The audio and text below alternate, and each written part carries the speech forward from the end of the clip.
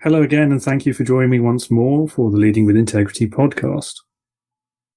Dealing with massive, unprecedented disruptions is something that countless professionals and business leaders have had thrust upon them thanks to recent world events in the last couple of years. To some degree, leadership has always been about sustaining performance through change, but it's an acquired skill. My guest today is Gregory Offner. Greg, an expert on professional performance who knows a great deal about navigating disruption.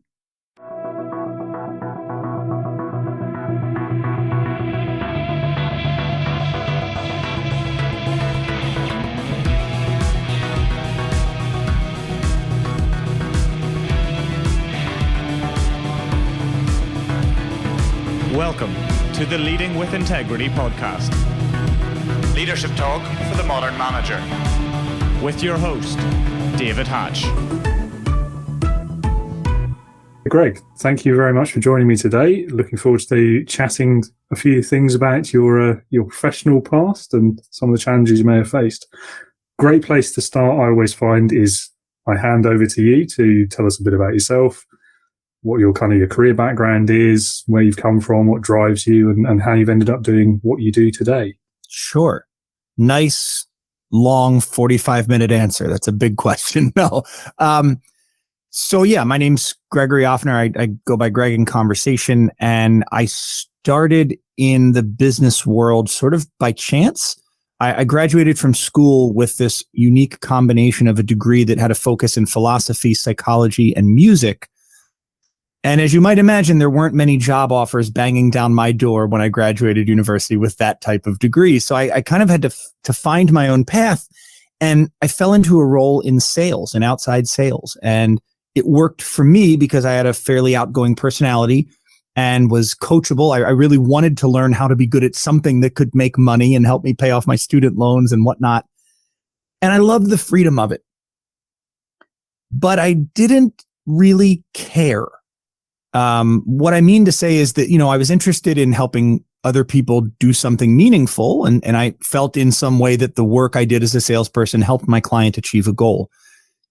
But it wasn't what I wanted to do in the world. I really hadn't taken the time to define or really identify what I wanted to do in the world. I had always been sort of a go type of personality or person.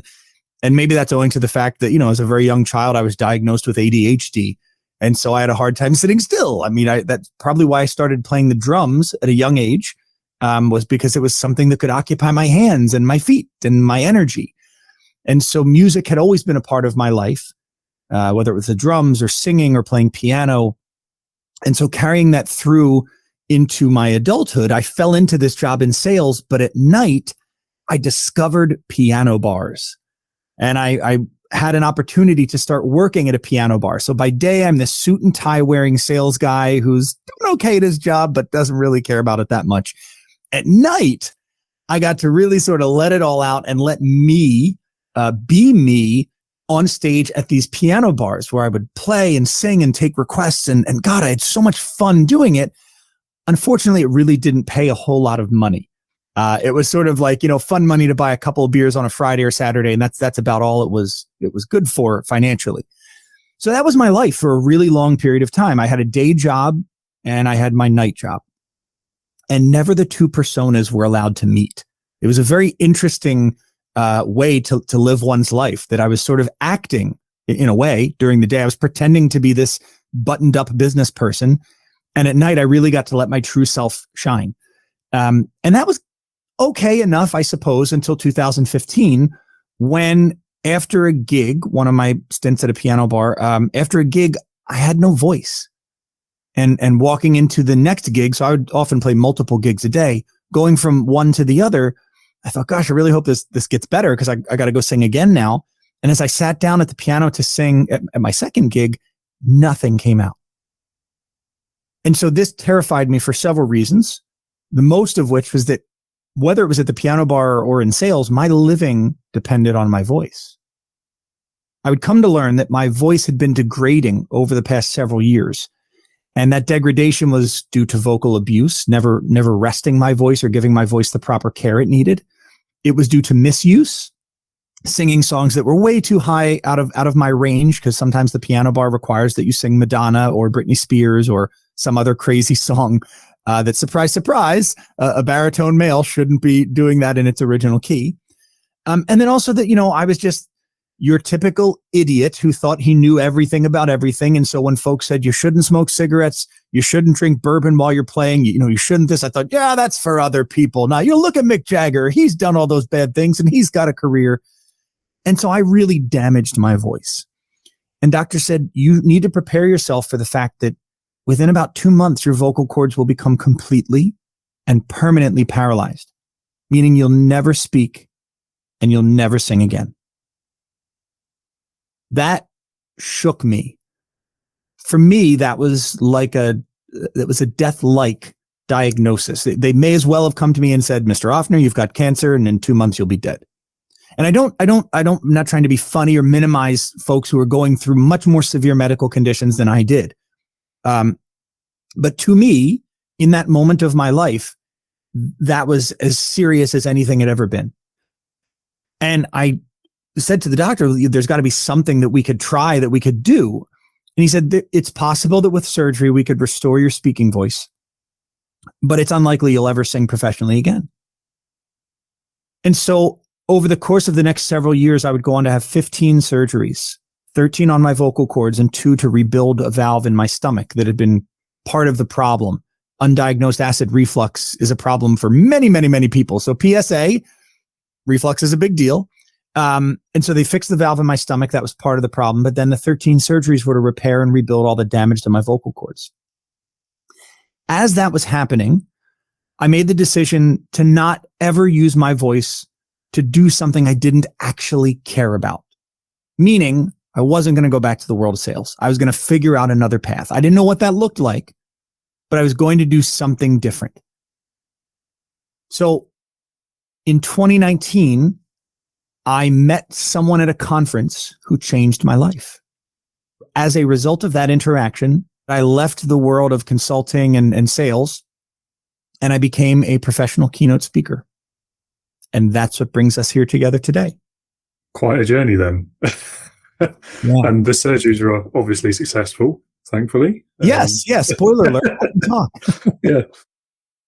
Wow. I can't even imagine. It's interesting where your story started and how you're talking about having these kind of 2 different lives, if you like. You can't really separate the professional and the personal, because whatever you do, the personal is going to impact the professional and the professional is going to impact the personal. If you're having trouble at home, it's going to manifest itself at work, and if you're having a rubbish day at work, it's going to unfortunately impact your home life. Did you find that for the time you were doing it, did you find that a difficult challenge, kind of keeping those 2 lives separate? Say 2 lives, you know what I mean? Yeah, it was quite difficult. And as you were describing the lead up to that question, I couldn't help but think of, as a child, karate in the United States became a really big thing, right? So the Karate Kid movie came out and all of a sudden there were karate dojos everywhere, and every kid my age was taking or wanted to take karate lessons. And at many of the dojos, there was, sort of a sign above the dojo that said, leave your ego at the door, so to speak, right? When you walk through this door, things change.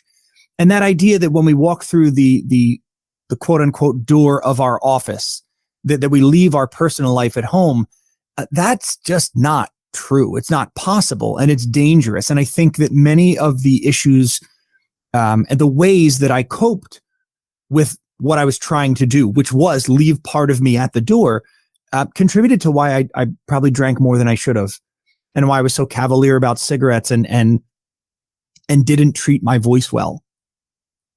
And as I dig a little deeper into those thoughts, I realized that it was my inability, because I didn't stop and take stake of where I was and what I wanted, because I think my natural drive and energy is this go, go, go. We'll figure it out later. Just go, go, go. I missed critical points in my life to just stop, take stock of where I was, take stock of where I wanted to be, and make decisions. So I was constantly adjusting on the fly, which isn't a bad thing. It's actually a really good skill for people to develop, but only when it's used in concert with deliberate and practiced pauses. Times where you're going to stop and set an intentional direction. And that's, I think, how I got into a lot of the vocal trouble. And it's, I think, how I wound up having a 15-year business career that I don't really have any accomplishments that I'm super proud of. I mean, I did a lot of great stuff. I won President's Club awards and I got promotions and I built sales teams, but like none of that really matters to me as much as some of the minuscule, from society standards, accomplishments that I've had of like, I've gotten to perform at the Rock and Roll Hall of Fame. I've gotten to perform at piano bars in Las Vegas. I've gotten to perform internationally on 5 different continents. Like that stuff, those are the things that if you asked me to write my obituary, that's the stuff that would go in there. That's the stuff that I'm really proud of. And so getting that opportunity in 2019 to make a conscious decision and say, I want more of that.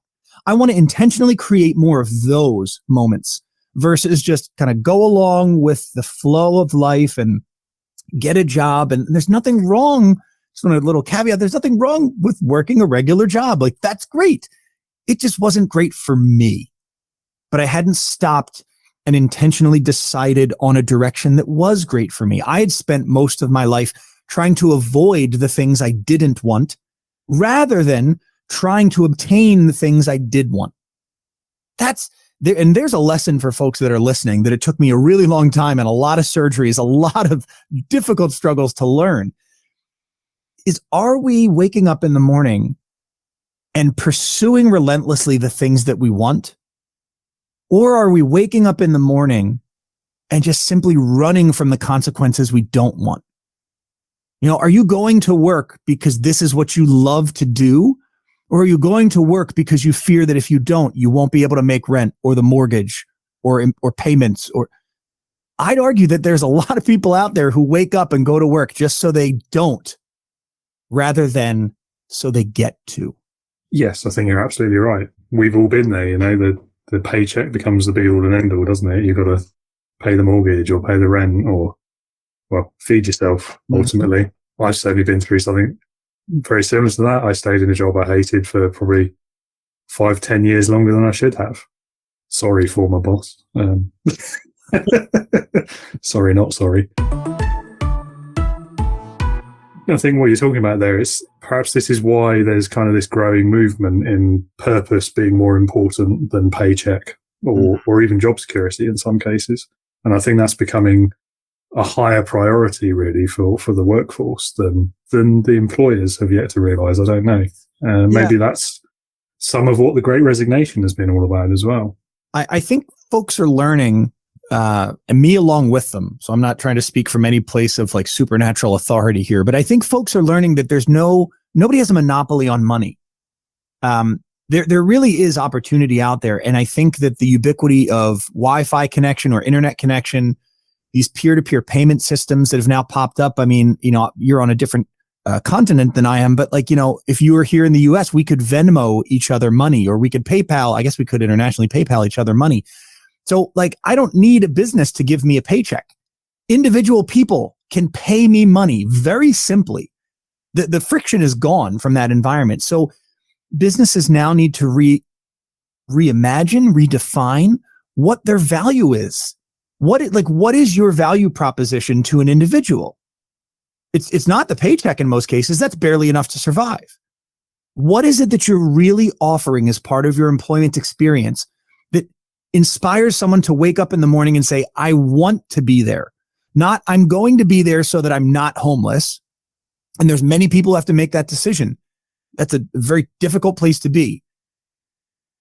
But what if you were an organization full of people who woke up because they wanted to be there? I call those people encore performers.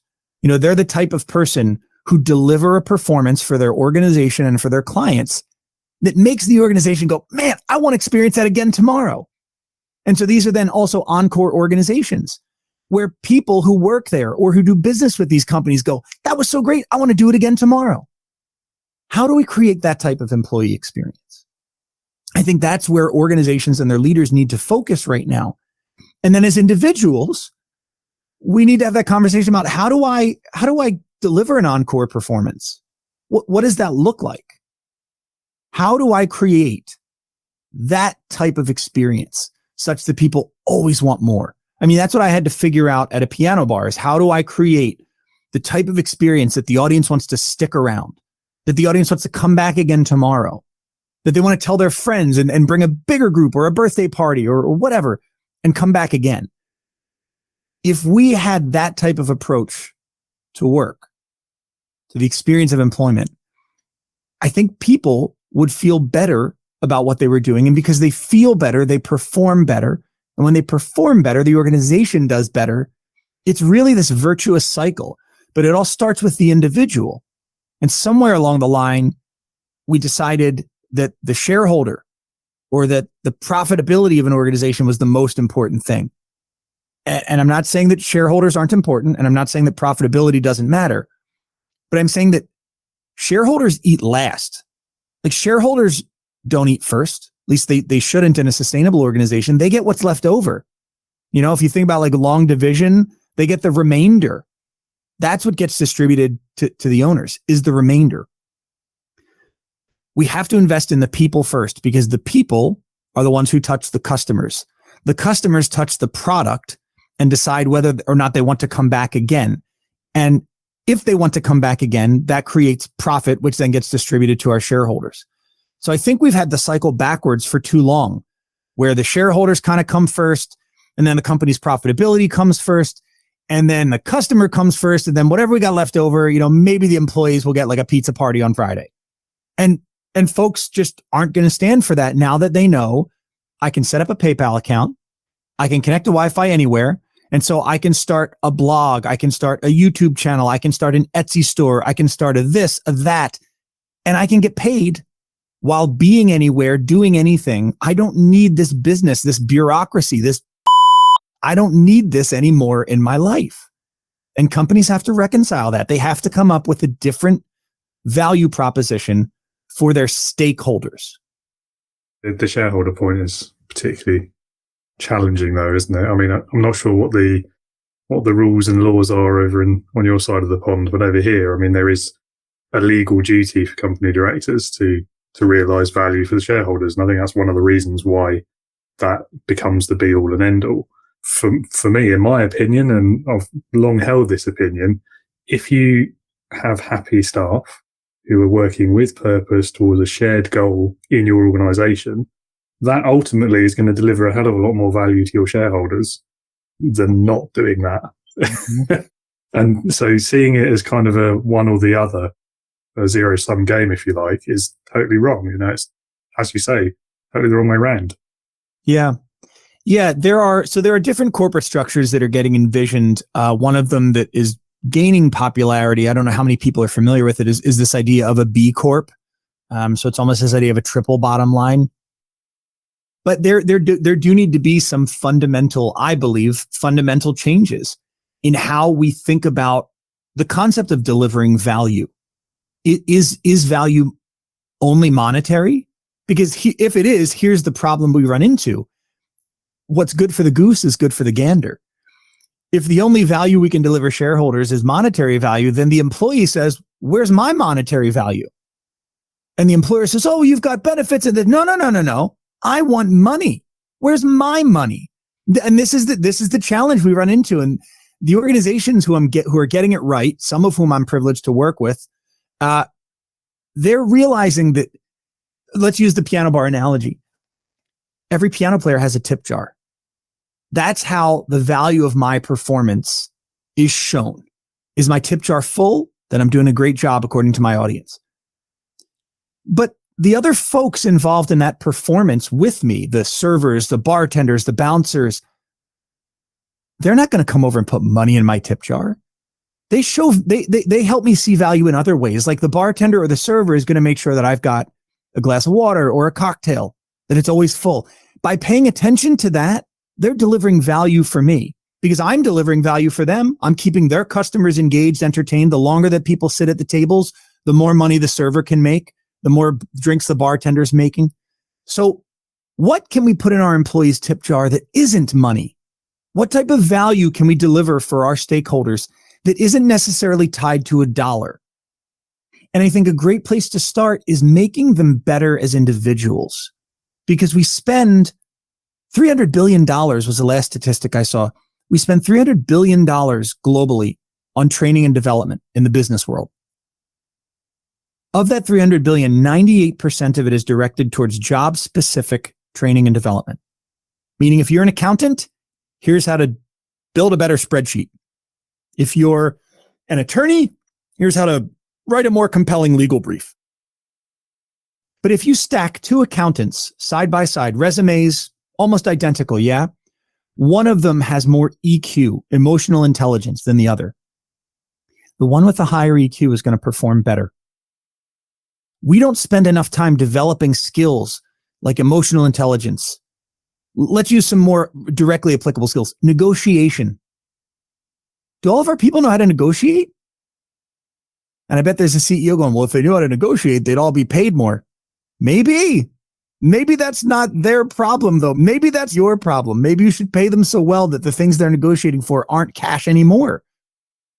Gary Vaynerchuk is somebody who does a great job of this. So he'll just slap a pair of basketball tickets on an employee's desk. If he knows that they're a Chicago Bulls fan, hey, heard the Bulls are in town. Here's 2 tickets to the game. Really appreciate you. Out of nowhere. That simple gesture goes farther than a $5,000 or a $10,000 or $20,000 raise. Because psychologically, yeah, right. So Dave just said, well, I don't know. Here's the thing though. Here's the thing. The day you get that $20,000 raise, that's going to be a great day. 2 months later, that's just your salary. You don't really remember the day you got that raise. You've habituated to it now, right? So there's a psychological term called habituation. You've habituated to that number. And what's surprising is that to get that same response, another $20,000 raise isn't going to cut it. You need a $25,000 or a $30,000 raise. If you want to Google this, it's called the hedonic treadmill. And it's that we adapt to positive stimuli such that we need more and more and more of it. This is the problem that drug users have. This is the problem that gamblers have. Charles Barkley is a phenomenal example of this. He started out playing blackjack, $10, $20 a hand blackjack. And by the time he said, I think I have a gambling problem, he was betting $250,000 a hand on blackjack because he needed that dopamine hit. He loved that dopamine hit that he got from winning, but $25 wasn't enough. And then $250 wasn't enough. So if all we're doing is delivering these raises, we're really shooting ourselves in the foot in terms of long-term sustainable productivity, engagement, satisfaction with our job. What Gary's doing, delivering an experience, creating a memory, that is so much more valuable and it's less expensive than raises or title bumps. So when employers are reimagining this value proposition they're going to deliver, I want them to think about, what are you putting in your employee's tip jar? And then as an employee, as an individual, what are you putting in the tip jars of others, including your organization? What are you doing in addition to the work that you're expected to do? Which sort of leads into this idea of quiet quitting that we've heard a lot about lately. That's, I'm only going to do my job. And folks say, well, that's quiet quitting. No, that's doing your job. That's what that is. If I order a 12-ounce steak and the restaurant gives me a 12-ounce steak, that's their job. That's what I asked for. It would be ludicrous for me to call the waitress over and say, hey, I was hoping I could get like 2 or 3 more ounces of steak with this. She'd say, well, sir, you ordered a 12-ounce steak. I'd say, I know, but can I just have a couple more ounces? She'd say, yeah, if you pay for it. Yeah, right. If an employer wants discretionary effort, they need to deliver discretionary incentive. That incentive doesn't need to be financial, but it does need to matter to the individual. And we spend so much time and money on training. And we say, well, we're going to train you on what? On the job that I do now, on this job specific skill. That doesn't make me better as a person. That makes me better to you as an employee. The perspective shift is, if we invested some of that money in making the employee better as a person, they'd show up as a better employee because of that example I showed you earlier. The 2 accountants, same CV. One is I don't want to say better person because that's not exactly what I mean, but they're a more well-rounded, a more well-developed person. They're going to perform better in that role. So better people are better for business. And it is frustrating to me that more businesses don't see that yet. But I guess that's why I have a job, because I get to bring this message to organizations. So don't look at the gift horse in the mouth, as they say. Guess I don't want to fix that problem too quickly. No. Well, or not too well. Yeah. I'd love to have to find a new problem to solve. I do agree with you on quiet quitting, though. It's quite toxic, actually. I don't know when or why it's become a bad thing to meet the requirements of your employment contract. And it comes down to leadership as well. I've been saying that for years. If you want discretionary effort from your employees, then that's your job as a leader to inspire that, whether by nice tip jar analogies or other means. Mm-hmm. I got to do a panel for a group of insurance company CEOs just before the pandemic hit. I mean, it was literally, we were in Washington, D.C. It was March 13th, 2020. And I remember that the day started off great. The room was full. And by lunch, I think 75% of the room had just left because they were all intermittently getting calls on their cell phones. And then you'd see this panicked look in their face and they were all, bouncing out, because obviously we know what happened March 14th. Kind of the whole world said, yeah, we're done. This seems like a big deal. So, but in that session in the morning, we were talking about goals. And one of the CEOs raised his hand and he said, we want to be the biggest and the best in our industry. And I said, okay, what will happen when you're the biggest and the best? And he looked at me kind of confused. I don't know that anyone had asked him that question before. And he thought for a second and he said, well, we'll have more clout and more power in the marketplace. I said, okay. And what will happen when you have more clout and more power in the marketplace? And some of the folks in the room were like shifting in their seats, because this is sort of an uncomfortable thing to start to, confront and question a CEO in a room full of their peers. And so I told him, look, I'm not trying to have a gotcha moment. I genuinely want to understand your line of thinking. Where does this lead to? And so he thought for a second and he said, well, I guess ultimately what I want to be able to do is provide employment opportunity for more people in our community. And I feel that the bigger we are, the more opportunity we have in the marketplace, the more opportunity I'll have to create jobs and roles for people. And I said, now that's a goal that every employee, from your chief operating officer down to the first day employee, maybe they just started as a janitor, a receptionist, or a call center employee. That's a goal that I know everyone at your organization would get behind. We want to create more employment opportunity for people in our community. Here's how we do that. And the whole room kind of had this moment. And so did I, because I inadvertently stumbled onto this idea that I now share with folks, and it's called root goal analysis. And the idea is that whenever we take a goal or make a statement of desire, something that we want, it's often not fully formed. In essence, they always sound good. Like it always sounds like a good idea, but many times it's not the actual idea. Like being the market leader sounds like a good idea, but what does that allow you to do? So the idea of the root goal analysis is that you state a goal or state a desire, and then after it, you use the sentence, so that I can blank, so that I can, and then fill in the blank. What will achieving that thing, that getting whatever that thing is you desire, what will that allow you to do or to feel or to become? There's power in completing that sentence. But many of us, myself included, for a long period of my life, we don't do that. We stop at the good goal. Maybe it's something we share with our friends, in a barroom conversation. Hey, I'm thinking about getting a vacation home. Oh, yeah, that sounds great. That's a great idea. You should go do that. Good for you. Hey, that's awesome. Great. You're so successful. But what will that vacation home allow you to do? Maybe the answer is you see that as allowing you to create more memories and spend more time with your family. And then I got to ask the question, do you really need a vacation home to spend more time and create more memories with your family? Or is there a faster path to that goal? Yeah, it's a very good way of looking at it, actually. And while you're talking about the kind of some of those goals and the examples, I was thinking back to places I've worked, and you think the stated goal actually nobody in the business really cares about that. What they care about is the so that. Mm-hmm. You know, and if that's right, if that fits with their view of the world and what they want to be doing, great, they're in the right company. If not, they probably need to go somewhere else. And maybe that's why quite a lot of business owners don't tell you this so that. I want to be the biggest company in the sector so that I personally can make the most amount of money. That's not going to inspire a lot of employees.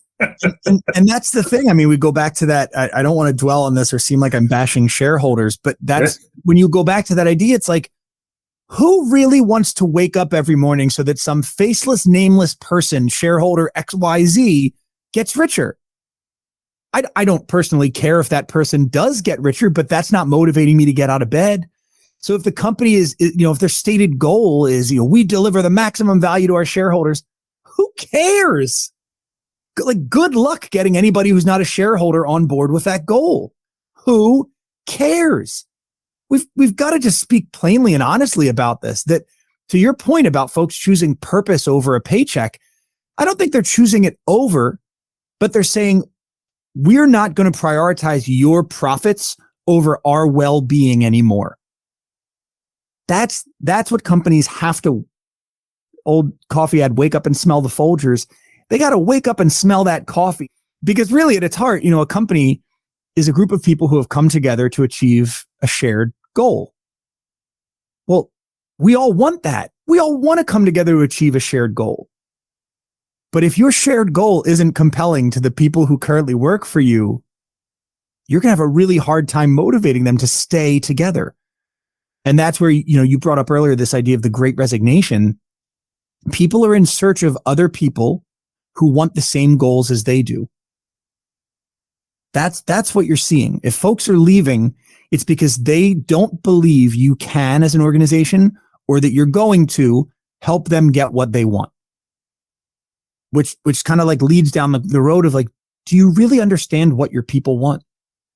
I'm currently writing a blog post called "The Death of the DJ and the Downfall of Society," and it's a bit of a joke. It's like, whoa, what? But if you think about it, man, radio really changed since we were able to actually call in and make requests on a regular basis. There's sort of like a pro forma 40 or 50 song playlist that 99% of radio stations DJs must adhere to. That took some of the fun out of the radio, because I maybe grew up during the end of this, but in the mid to late 80s, it was so cool to be able to call in and hear yourself on the radio and ask a song, and then the whole world, at least my perspective of the whole world, like within the confines of who could receive that radio signal, the whole world heard the song that I wanted to hear. How cool was that? That's a feeling of belonging, a feeling of meaningfulness, a feeling of contribution. That's what we get in this tip jar culture. And if you can recreate that, and this is what I help organizations do, if you can take those ideas and recreate that in the space of where you work, if you can create an employee experience, an employment experience where folks feel like they have a meaning and a purpose, where they're contributing to what's happening on a daily basis, where they're connected with the outcome, you can build something really special and you'll make a lot of money in the process. This isn't an anti-money approach. It's just a money comes second approach, meaning a purpose. The point has to come first. I think of, this is an interesting one to share with you since we come from different countries. The US, rightly or wrongly, is equated with guns. Yeah. So you think about the Wild West. When we were moving from the East Coast and settling the West, cowboys had the 6-shooter. Yeah. So I don't know exactly whether it was Smith & Wesson or Colt that invented the first, handgun 6-shooter. But I'm fascinated, and I want to know more about the company that invented the second one. Because I doubt that they said, hey, we can make the same gun, just make it cheaper, we'll make more money. I don't think that was their motivation. I think they said, all right, here's a tool that we're using, and I think we can make it better for the person who's using it. And in turn, we'll make a profit. And I think if you follow manufacturing and the idea of developing something that's useful for the consumer, from handguns, which I get is a controversial topic, but if you take it from there till today, let's take the automobile. Are they really making cars that are better for you and me? Or are they making cars that are acceptable to you and me, but much better for the bottom line? I don't know the answer, but my gut tells me that many organizations are trying to make a better profit, not necessarily a better product. And that's the challenge. Yes. Well, the cars is an interesting one. I think I'd love to know what their actual cost of production is, because there's no way the average car, I mean, particularly in this country, there's no way the average cost of the car is anywhere near their price. Mm-hmm. And there's a couple of manufacturers in Europe as well who've been in the news recently because they're going to start doing basically every car they build within a certain class will be built the same. It will have all the same hardware. But then the features that we currently pay more to have fitted in the factory will now be turned on and off by software. I read about that. How do you feel about that, David? I don't know. I'm of two minds. Because on the one hand, like if that means every car they make is going to be identical in the factory, that means they should be able to reduce the cost of production, right? So it means the standard car, the standard model should get cheaper. Mm-hmm. I don't think that's going to happen. I think they will save the money for themselves and they'll go to the profit. But on the other hand, like if you're going to build it anyway, why not just put it out at a reasonable profit and everyone gets all of the features? Mm-hmm. Like why add that subscription level? All you're going to do at best is annoy people. I don't know. It's a funny one. It is. I bet there's already a philosopher who's written this book, but that word reasonable is maybe the most important word of our conversation. Have we lost the importance of reasonable? I don't know. It's a tough one. Yeah. So Kim, my wife, was sharing that article with me because we're talking about, so the car that we have now has like the air cooled seats. That was like, for me, I was like, I'll know I've made it when I have a car with the air cooled seats. Like, because I used to drive around on hot days wearing a full business suit, going to these sales meetings. And, you know, the one part of your body you can't air condition is your butt, because that's, you know, sitting in the seat. So I thought, wow, that'd be so cool, literally, to be able to have that in my seat.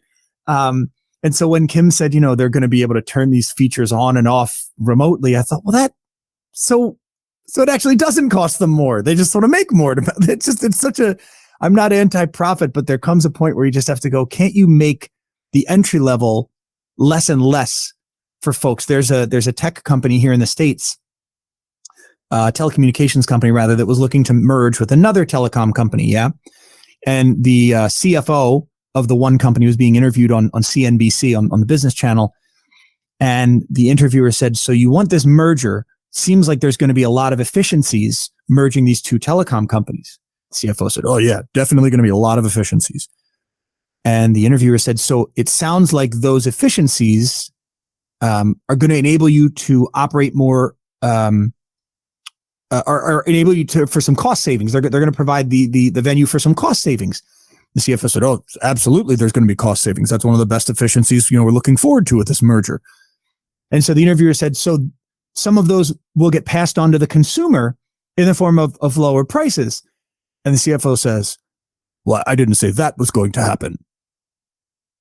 And that's why I think so many people have a bee in their bonnet about the corporate environment. It's that we could do things that would be better for the consumer, but we'd rather not. Yeah, there's a very topical example in the UK and Europe at the moment with the energy suppliers. So obviously with everything going on in Europe right now and the political landscape, energy prices have been going up. And it's, you know, we had something called the energy cap that was basically, it was regulatory to stop profiteering, essentially, so that, you know, people can always afford to heat their homes. That's been increased. They're talking now about another increase. Meanwhile, all of the companies providing these services are showing record profits. And you're like, hold on a minute. I mean, if prices are going up, that's fine, but you shouldn't be making massive profits on top of that. There are two types of disengagement in the workforce: active and passive. passive disengagement affects nearly 50% of the workforce.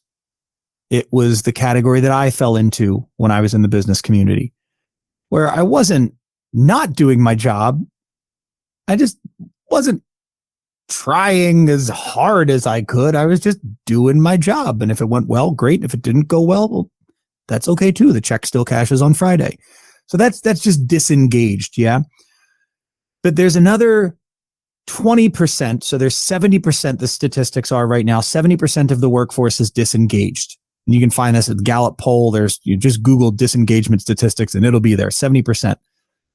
The 20% of that group, is what we call actively disengaged. Those are folks who are looking to make it more difficult for the business to operate. They're active. I don't want to say that they're sabotaging the business, but they're damn close. What fascinates me and how this relates to the energy crisis and what you're talking about in terms of what I'd call price gouging or profiteering is that an employee is engaged theoretically on day one when they start a job. They've gone through an interview process. You must participate in an interview process. So you are by definition engaged if you're participating. How did they get disengaged? How is it that 70% of our workforce is disengaged if 100% of our workforce started out as engaged? Well, I'd argue that it's a very logical decision an employee makes to disengage. An employee says, you're not going to, or you're not able to give me what I want. So I'm just going to check out. I'm not saying I'm actually going to leave because you're still paying me, but I'm not really going to give effort. I'm going to disengage. I don't think most organizations know what causes that decision. I don't think they know what creates the venue or creates the opportunity or is the cause of that employee going, you know what? I'm good. I'm disengaged. I see organizations spending millions of dollars and thousands of hours trying to boost engagement. Not necessarily bad that they're interested in that. I don't think it's bad at all. But I find it fascinating. And it relates actually to a financial conversation that the United States was having several years ago. So we had this big issue with our debt ceiling. So the amount of money that we said we'd borrow as a country, we were just about to tap up on it. And so all of the elected officials were having this conversation. Do we raise the debt limit? Right? Do we just change it? So, that's the old debt limit. Here's the new debt limit. It's higher. No big deal. Yeah. Or do we stop spending?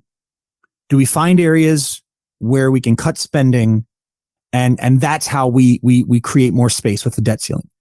And someone gave the example of a broken sewer pipe in a home. And they said, if your home was filling up with sewage, would you rather have a bigger home or would you want to stop the flow of sewage? And let's use that analogy with engagement. Do you want more engagement or do you want to stop employees from disengaging? The moment of disengagement is when the organization's problem is made the employee's problem. And so relating it to the current energy crisis, their profitability is not your problem, David. It's not the people of the United Kingdom's problem. That's the company's problem. My problem is needing energy. And you've got to get, you should give me energy and here's the money for it. If you're asking for more money, what am I getting in return? There is not a shared struggle here, which I think is back to that word, I think is a very reasonable thing to expect from other human beings. That we share when times are difficult in that difficulty. That's the beauty of communities. We can lift each other up. But what we're seeing is some folks saying, I actually don't want you to be part of my community. I'm part of this community here where we always profit off of your problems. And that sentiment is what's at the heart of disengagement, of this workplace revolution that you're seeing happen, of a lot of actual revolutions that happen all around the world. And I think if it's not addressed, it's only going to get worse and worse and worse. And so I'm hopeful that folks who are listening to this or that I get to work with take some of these ideas about tip jar culture, about being an encore performer, and they start to integrate them into the way that they live their life and work their business. Because I know that if and when they do, they'll start to create more impact for the communities and for the organizations that they operate in. And in doing that, they will receive more income. Because income, if you look throughout history, income follows impact. Yeah. I don't think the wheel was invented because someone needed more money, but I'm sure that thousands of people have profited because of the invention of the wheel.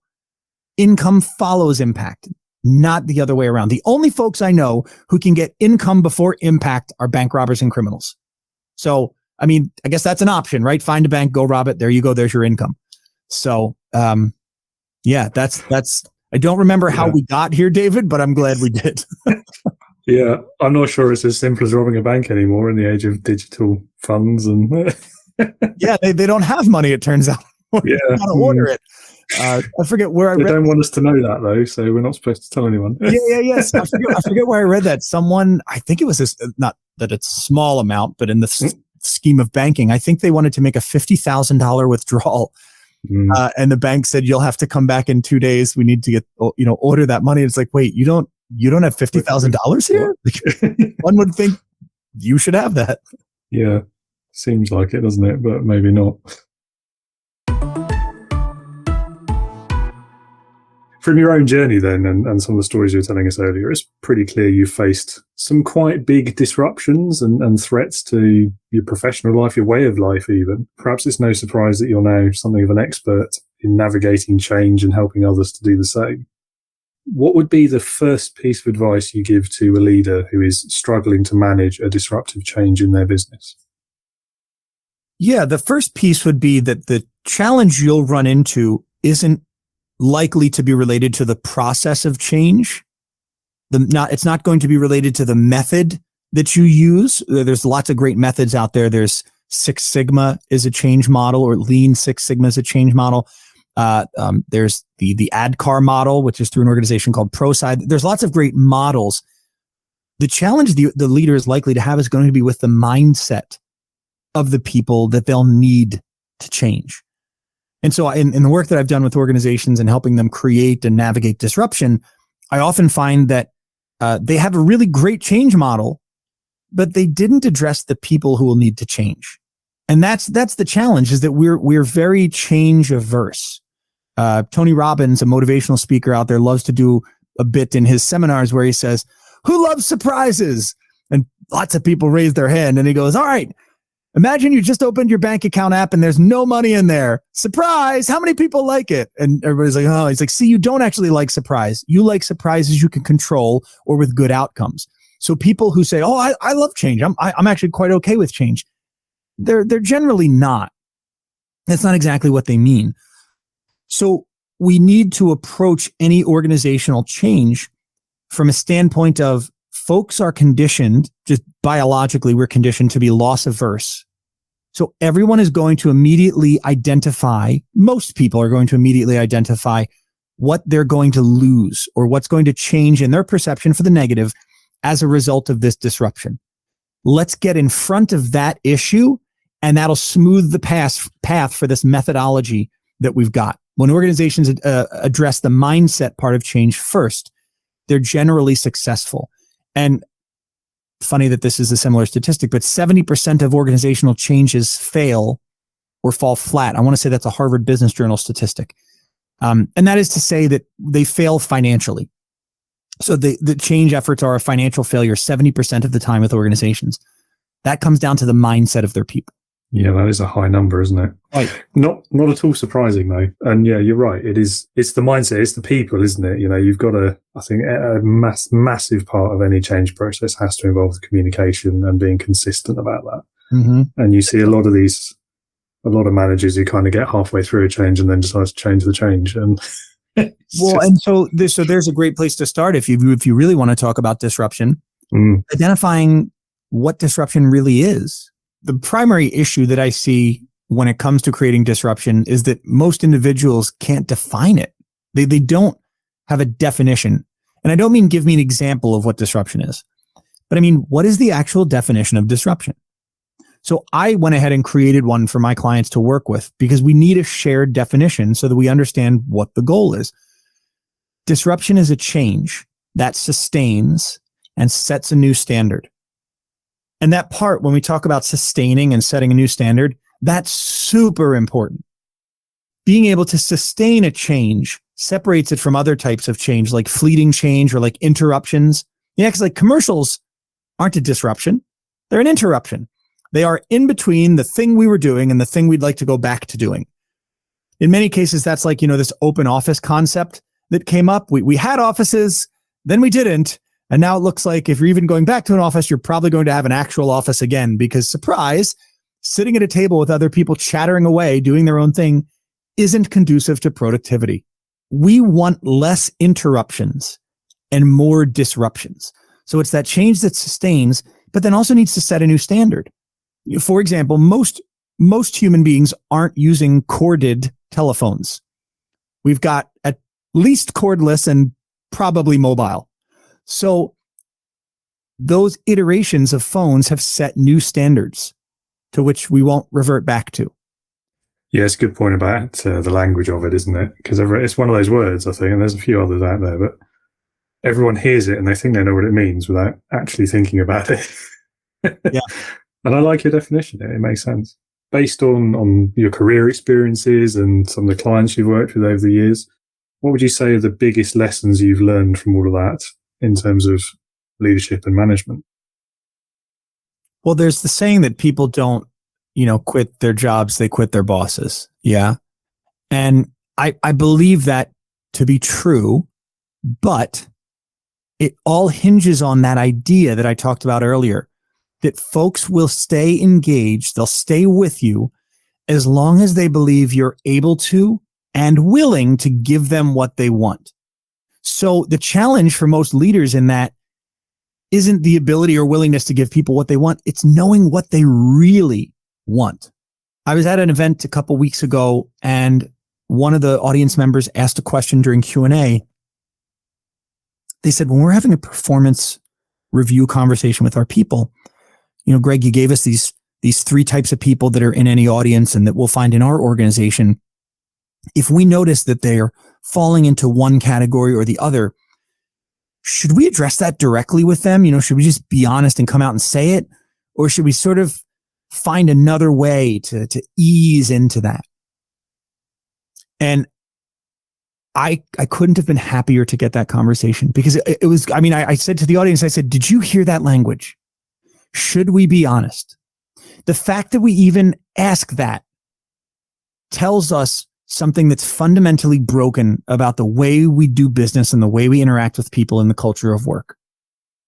So for leaders to know what their people really want, there has to be some honesty and vulnerability in that relationship that isn't found in many employee-employer relationships right now. Creating that is difficult. There's an amazing individual named Brene Brown who's doing a lot of work on vulnerability and authenticity and honesty.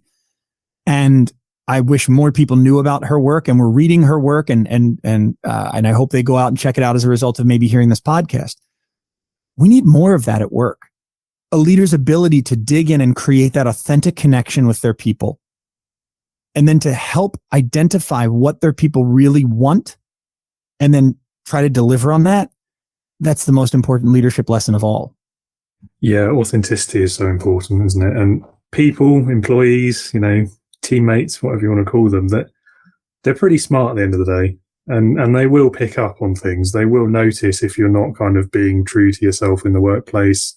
They will sense if your professional and personal are slightly different, and if you're trying to hide something. They might not necessarily know what it is, but people, I think, are very good on the whole at detecting if there's something that's not quite lining up. And I think that's why authenticity is so powerful for leaders.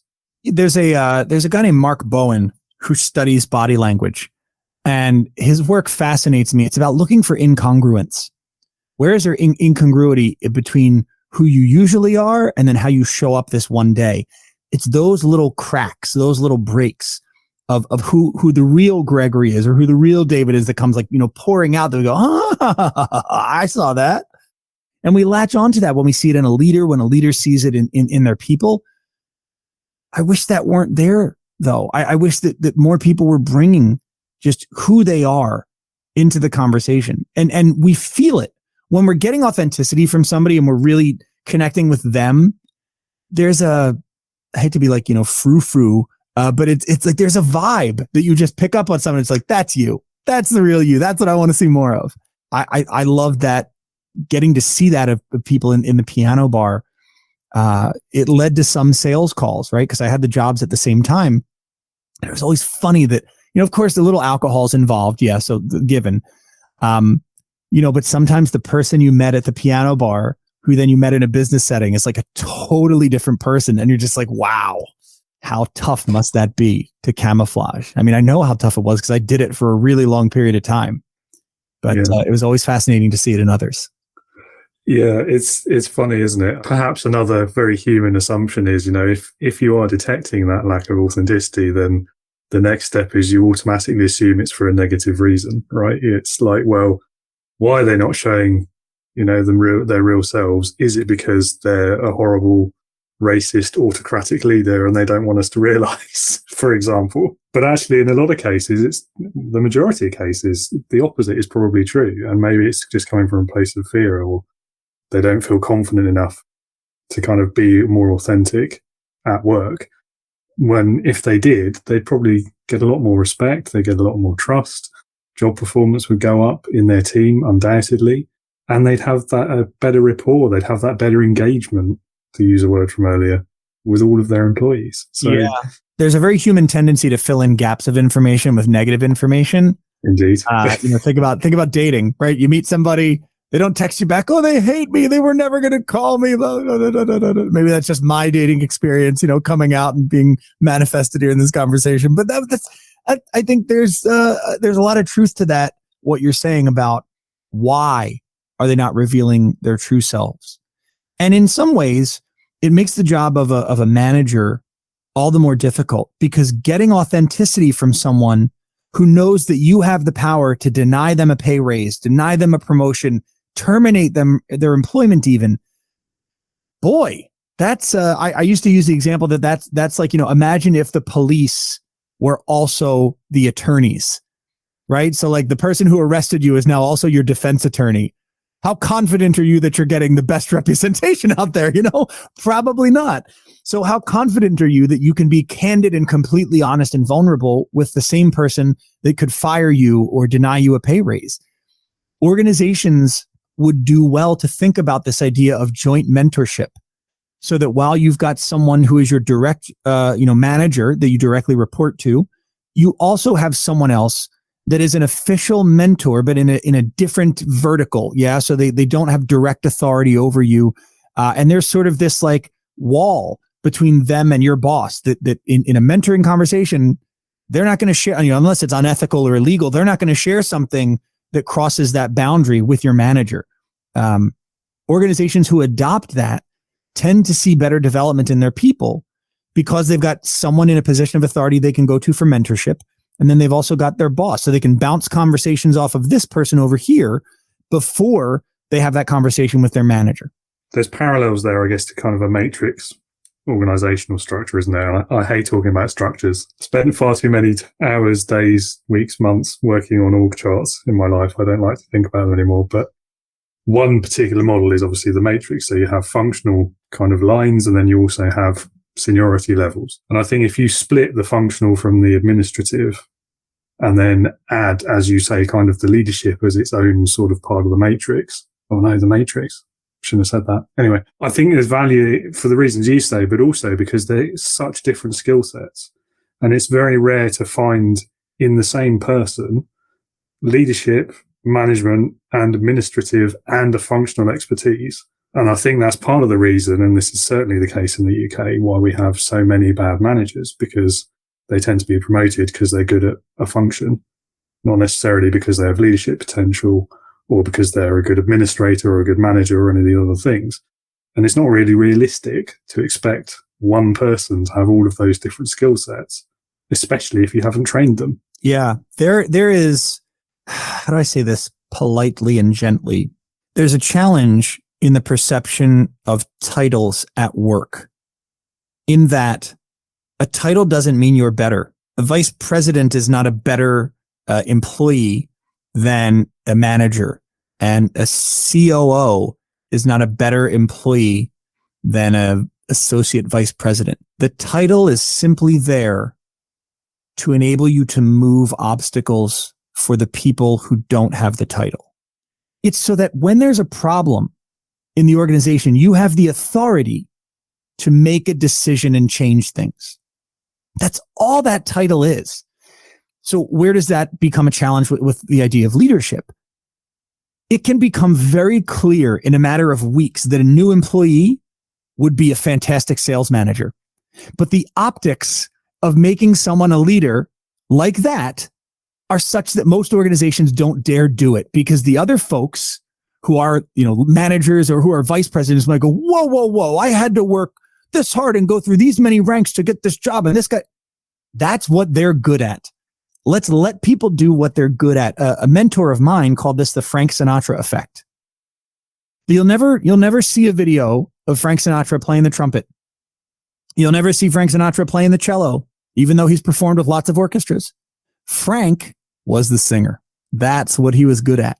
And so that's what the orchestra let him do. Organizations need to help people find their own Frank Sinatra. I don't have it all figured out in terms of the solution, but if more organizations talked about solutions to this, maybe like what you're saying, separating the administrative from the functional, like you could have a team leader that is not a vice president, but they're the team leader. We would have a better shot at giving employees the support developing employees with the support that they need, because we now have leaders who are great leaders, not just they were great, use sales. They were great salespeople, so now they're the sales manager. Doesn't always work out that way. Yes, there's a counter argument which I hear quite a lot, which is that leadership isn't its own skill set, and that you can't do it. You can't do that in isolation. You can't manage people if you don't understand the job they're doing. And I think to a point that is true. But also, if you're a decent leader, then you're going to learn about what all of your people do anyway. You're going to understand those roles. And I don't think it should be an impediment. It shouldn't hold you back from taking on that role. Mm-hmm. Yeah. Leading is not doing. Leading is creating the space and the opportunity for others to do. And so that idea that, well, you've got to know how to do it, I feel like anytime you use the example of politics, it's controversial, but like, has the president of the United States been a small town mayor? No. So does that mean that you can't be the leader of an entire country because you haven't done every single other political job? That's idiocy. So, and I know that that's not you're just saying there's the counter argument. Yeah. So it's like the best leaders that I've had the opportunity to work for have been able to make a decision when a decision needs to be made, but also valued consensus building.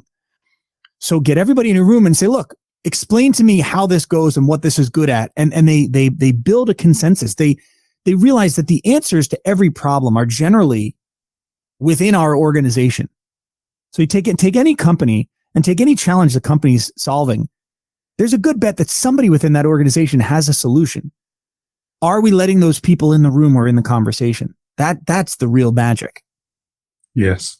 I am going to have to disagree with you when it comes to politics, though. I think there's a few exceptions to that rule, and I think politics is probably one of them. I think particularly with specific roles. So anyone who's taking on like financial responsibility for an entire country, if they've never done anything with numbers before in their life and they've failed like maths or whatever at school, probably shouldn't be allowed to do that. So yeah, but then let's also make the distinction between management and leadership. Leadership, in my view, is all about people. Management is all about process. Yeah. So, finance is very process driven. That the special sauce would be having the manager who's also a great leader. So I think that's a rare bird. But I mean, I look at, again, not to delve too far into politics, but I look at Zelensky and the way he has it inspired and really stepped up to the role after being, what I understand is that, he was a comedian. He was kind of like Ukraine's equivalent of Jon Stewart or, The Daily Show. It's interesting.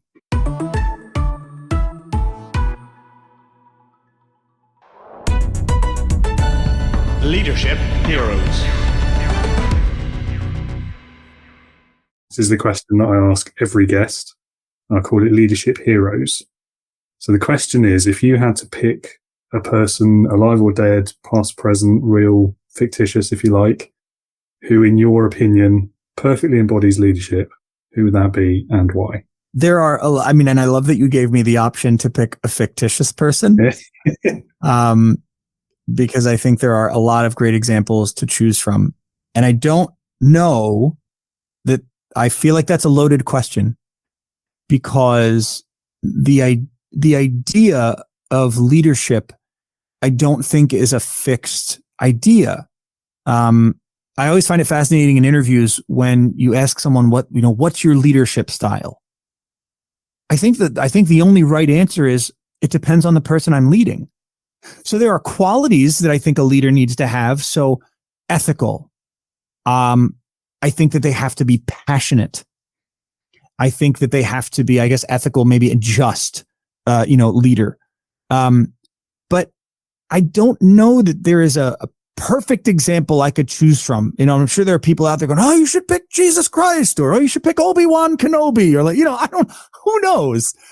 I think there are great examples that we can draw little things from. That's what I love about artists and what I love about music. If you ask any musician, who is your influence? They're going to say, I can't pick just one. My influencers are Billy Joel, Elton John, Ben Folds, Green Day. There's so many. And we pick little things that we love from each person. And that's sort of who we've become. So I'm not trying to dodge the question, but I'm saying I don't actually think you can answer it, because there are so many great leaders who have influenced me. I hope everybody else. So I think that's the best answer I can give you. I think that's a fair response. And it is perhaps an unfair question by using the word perfectly. If you had to go second best, then accepting the fact there's no such thing as perfection in humanity. So, and I'm maybe biased because I'm American and ironic because I'm talking to a Brit, but what I admire most about George Washington is that he handed over power. He didn't seek out the position of president. Others came to him and said, we want you to do this. We think you're the person for the job. But then, as promised, when the job was done, he handed over power.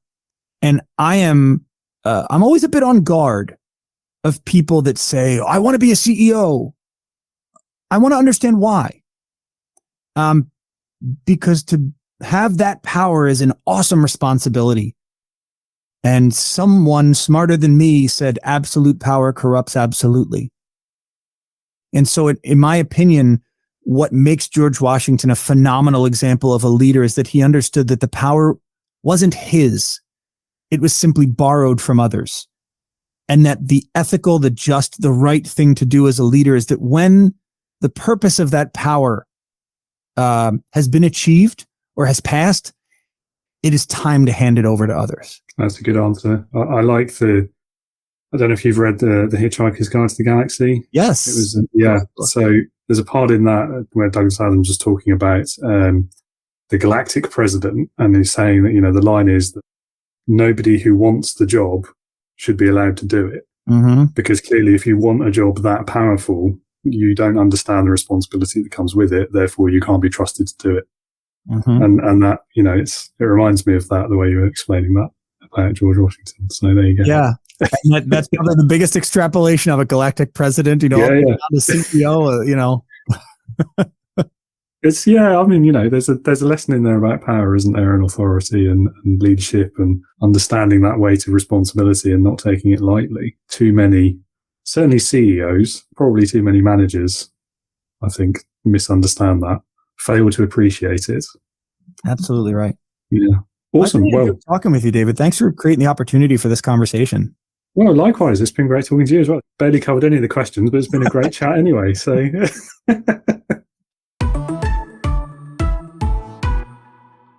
And that was a thoroughly enjoyable conversation. We went down all sorts of different tangents there, and it was great. If you would like to get in touch with Greg, perhaps book him to speak at an event or help your business through some disruptive changes, I've put the link to his website in the description of this episode, and you can also find him on LinkedIn. That's it from me today as well. Thank you so much for listening, and hopefully I will see you next episode. Remember to be a leader, not a boss.